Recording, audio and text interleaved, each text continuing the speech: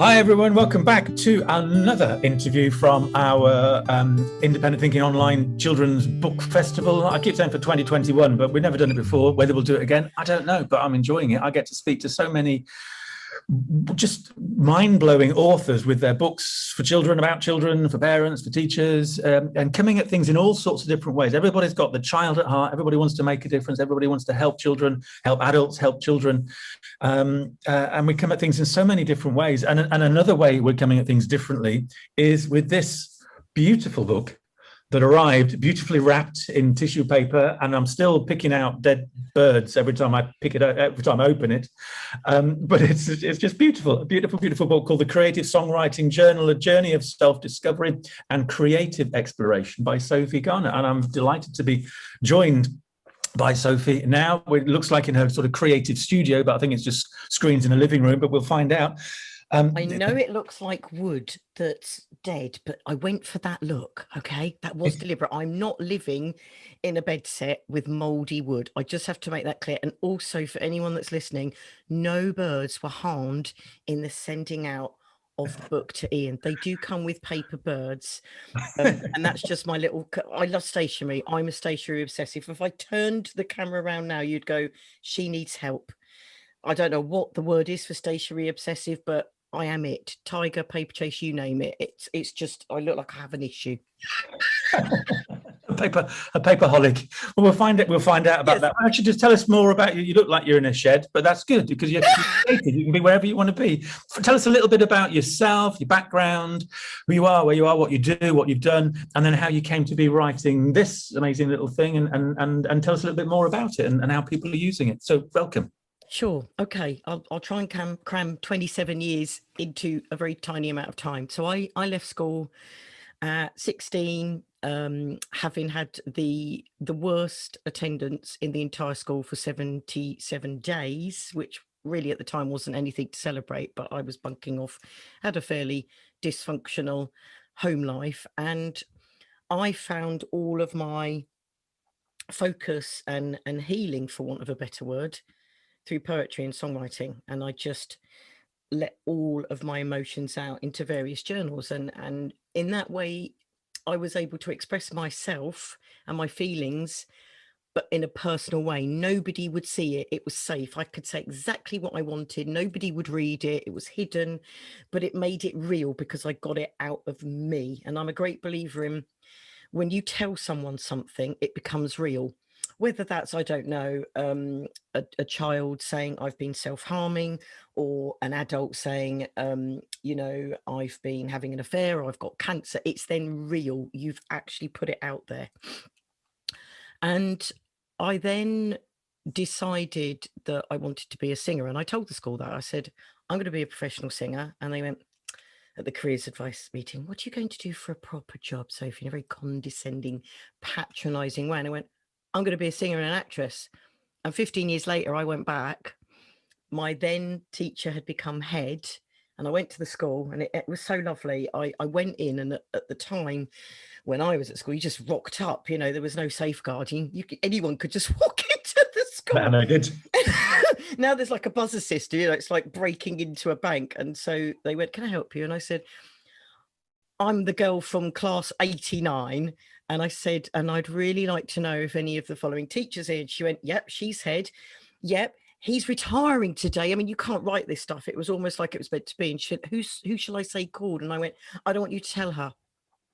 I said, just say the punk from 1989 is here. She put it on speakerphone, and Mrs. Tyers went, Sophie Garner. She came downstairs. We just wept. And I went, and I said to her, I'm so sorry, Mrs. Tyers. She went, call me Jane. I went, I'm so sorry for being such a rascal and causing you so much hassle. She went, Sophie, we all knew you'd make it. You just had a really terrible time. She took me around the school. I went and sat in my original seat. It was so cathartic. But anyway, cut forward, that really gave me the grounding for being able to express myself on stage, being a fantastic communicator, which is one of my greatest skills. I was rubbish at maths and everything else, but when you're on stage as a singer, you've got to communicate. It's a relationship. I call it passing the ball. If you've got a ball and you're hanging on to it, and you're out at lunch with a friend and you don't throw it to them, there's not going to be any chatter. There's going to be no dynamic. So I learnt my craft, became a professional singer, toured the world, released 4 albums. I was the first artist on the main stage at London's O2 Arena, beat Bon Jovi by a week. Take that, Bon Jovi. And then I had a vocal op. Had to I suffered with acid reflux, and I had to basically learn to sing again. And it was right in the middle of a solo album release, for which at the time £50,000 of my partner and my money went into that. It was either buy a house or invest in an album. We chose the artistic route, not the sensible route. And right in the middle of this, and I was billed for BBC Two radio, it was all happening. I had top line management. And then this vocal op happened, and I waved goodbye to everything. And I was very bitter, twisted, and angry for some years, as you can imagine. And because my career just stopped overnight, plus losing my identity as a singer, because as any musician will tell you, your identity, it's you. It's not an external instrument like this piano here. You know, it's in you. Your whole body is your instrument from a cellular level and how you feel. So I then found this teaching road just suddenly sort of came to me, and I took it on. I thought, well, you know, I don't know if I could teach, because singing doesn't necessarily mean you can teach, and some teachers don't sing, they don't come together, they're very separate things. And I ended up in a primary school, and that was an academy. And I'm glad that I started with that, because I was faced with just children that were literally, I mean, they were coming to school unwashed. Some of them were in the process of being adopted and fostered. So I came into teaching at kind of like the worst possible environment. And it was great, because from then on, I was able to deal with anything. And the next school I went to was like, gosh, there's no statement to children, you know, on the first week or so. And then they started giving me these children because they knew that I could cope with it. And I basically unknowingly was writing this book, because everything that I was doing, which some of what I do is very spontaneous because I'm very child-led. I'll be in the classroom and a child will say something, and then the lesson plan and the lesson objective goes out the window, because it's about them. And I think any teacher that's worth their weight in gold has got to be able to just live in the moment and improvise in the moment. And it goes back to being on stage again. I'm constantly reading my audience, which in a school is 30 plus kids. So that was wonderful. And I've taught them secondary, primary. I've taught in special education schools where children have been permanently excluded, and you know, you're turning up and there's holes in the wall, and I'm not going to use the expletives, but you're met with, and I know within 8 weeks it's going to be, oh, we're loving what you're doing, and that's the payoff. And you just run with it. But the other very special thing about this book, apart from the fact that I'm wrapped up in it, and my younger Sophie, the child me, and the kids, the real work happened, gosh, it was about 8 years ago. So this book has been writing itself all the time, really.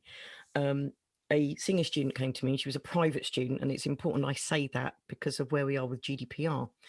She came to me, and I've been teaching her for about 3 months, but because I work quite empathetically, have I even said that right, Ian? You have. You got there in the end. Empathetic. I told you, 77 days missed at school. What are you going to expect from me? Thank goodness for people that check the spelling. Hey, my goodness. She came to me and she walked in the door, and I just instantly went, Hannah, what's going on? I didn't even say, are you okay? She just bawled her eyes out. She went, I tried to commit suicide. And the room just span, and I thought, my goodness, how do I deal with this? What do I do with this information? She went, I'm not going to tell my mum and dad, so please don't ask me to. You're the only person I'm going to tell. Well, I mean, the weight of that and the fear of that. And I said, well, please, can I tell my partner? Because I need to be able to make this real, if you get what I mean, going back to what we said earlier about telling somebody and then it's real.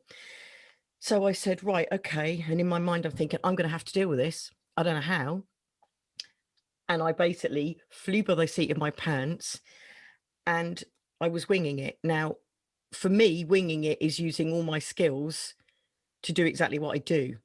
So I wasn't winging it, if you get what I mean. I was just basically being in the moment and going, I've got to just draw in all my resources, which I did. And I dedicate an acknowledgement to her by her first name. She knows about the book. When I finished my MA in 2019, which was with Trinity St David, Wales,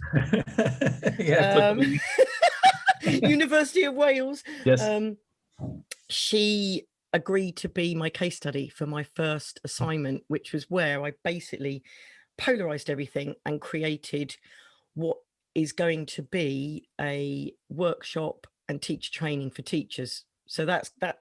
My dream, Ian, is for every primary school in the country to have this, you know, and I never thought I'd write this in lockdown. So anything's possible.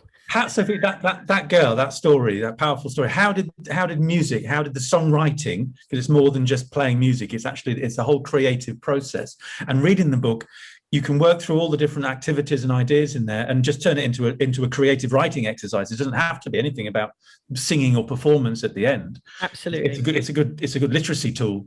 So what did you do with her, and how did she benefit from that process that you shared with her?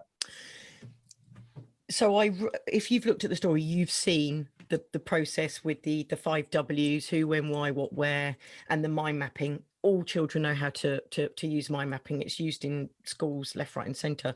So I amalgamated all these different things and took her through. So, for instance, just a quick kind of run through with what I would do, and some of it is so, you know, on the face of it, you go, well, yeah, of course, why wouldn't you do it like that? But there's various other things, and there's exercises and mindfulness tools to get children into the zone and get them forming their own identity and thinking about music. And I draw on things like BBC4 Desert Island Discs, and I have something called Castaway, where I get children thinking about what they do. And I do that in my own private tuition anyway. So I'm just putting into the book everything I do. So I, with her, started off by saying, right, I want you to take one word. So let's take strength, because I tried to think of words that were associated with what may be going on.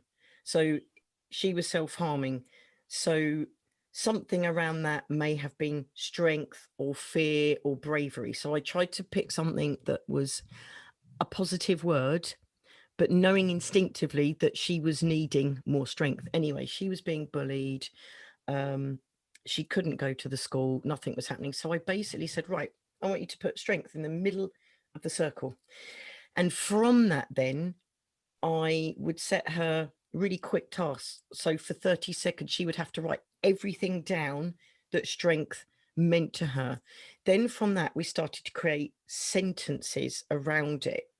Then we started using GarageBand, and we'd put harmonies on. She started off with an empty journal, which basically got 3/4 full within 6 months. She was just overloaded with ideas, and through it, she worked through it. And here was me looking at my younger self in her doing exactly the same thing. So that was an extremely powerful thing. And she says to me now, I've still kept the book. You know, I can see with a mind map, I can see how it, because it's infinite. You've got the starting point, strength, and then you can just go and go and go. It doesn't close you down, it opens you up. And if you're in a part of your life where you're feeling closed or feeling stuck, it's going in the completely opposite direction, where you can always add. So you're always growing and developing through a simple tool like the mind map, which I do wish more schools, it got a bit of a bad. A lot of people decided that's not appropriate, and we need to get children to write properly and write in sentences. So mind mapping then became sort of the thing not to do. But I love it. It's helped me. It's helped. There's a lorry going by. It's helped so many young people that I've worked with, that process of mind mapping, and the way you do it. Just still use it. You know, businesses are trained to use mind mapping. I mean, I don't really agree with it being on a computer, because I've also, within my MA, I did research into the power of the pen. I was going to ask you to talk about that, because that's at a time where we're going, oh no, everything online, the paperless, we need to give kids a laptop and everything, and we're all for technology. Bring out the pens. There we go. You're saying we've got to, the creative process is released and enhanced by the actual process of writing with a pen on paper, on nice paper. And hopefully, and I hope you'll agree with me, notebooks should never have lines in them. They should all be burnt. They need to be plain paper in a nice notebook. So many I've picked up, you open it up and it's got lines. You think, no, that's going. Yeah, because again, it's tying you into a box, and you really nailed it there, Ian, with a mind map, because it's circular and it's flowing. It doesn't stop you from being expressive, and I would have like big giant pieces of mind map, so whole classes would then be involved around this one circular subject that they can go out from, and then it becomes a really inclusive project, as opposed to here I am with my lines and no, you can't come in because the line finishes there, and it just creates roadblocks. So paper and pen, I mean, there was a study, I think it was in America. They took a class of graduates and they separated them and they set them a test, and one half, you know where this is going, one half did it on paper and one half did it online, and they looked at who did the best. The pen is mightier than the keyboard, Ian. Yeah, I'm with you on that. I have notebooks all the time and I still use them, and it's a different process. We're running out of time and I could talk to you forever. Oh my goodness, are we? I haven't even got started. 3 minutes. Bloopers. Tell us about beautiful bloopers. Oh, beautiful bloopers. So there are no mistakes. There are only beautiful bloopers. So in my book, it's like I love affirmation. So I was brought up by a mother that was a pagan. So spirituality came into my life at a very young age and has been a big part of my life. So I asked the children to repeat this affirmation: there are no mistakes, only beautiful bloopers. There aren't, and 3 times, because with affirmations, 3 times kind of then starts to tell the brain, I need to listen. I think mistakes is a really loaded and negative word, because it suggests it's wrong, you're bad, it's just a mess up. Oops, you didn't mean to drop the T. And I make all the people that I teach, even if they cross something out, they keep it, because you never know when you might want to go back. I mean, if you look at some of like David Bowie's, I've got an amazing book from the V&A on the god that is David Bowie, and there's some lyrics inside. Are you agreeing with me? No. Oh my god, that is David Bowie. And in it there are lyrics, and he's crossed them out, and I show this to students to say, look, it's okay, because you never know when you might want to use them. And it also tracks your journey. You go, oh, I crossed that out because I didn't want to use that, and you look at where you've come from, so nothing is ever wasted. So they ain't mistakes, they're beautiful bloopers. And that ties in with the writing rather than the typing, because I think you say in the book as well, when you type it, you can then delete, and all you ever presented is like the finished product, and you don't see that process of iteration and change and growth and development. Whereas you look at a manuscript by any great artist in any field of art, and it's full of scribbles. Yeah, and that's the thing that people want to buy when they go and bid on eBay. They want that real, raw journey. It's organic, and you see their head and how it's processed. It's brilliant. And encouraging schools to put that process on the wall, rather than just putting finished, proper 10 out of 10 work on the walls. Put all the development of a finished piece on the wall as well. You've got it completely. Yeah. So we've done a deal with the Roving Bookshop for this Independent Thinking Book Festival with the Sue Atkins Book Club. So people can, I think, get your book from them. The link's on our website. But how can people get hold of you and your work, Sophie? You're on social media? Yeah, so they can follow me on Facebook, which is Sophie Garner Author. If they want to email me directly on my personal website, that's sophiegarner.com, or the Creative Songwriting Journal.co.uk.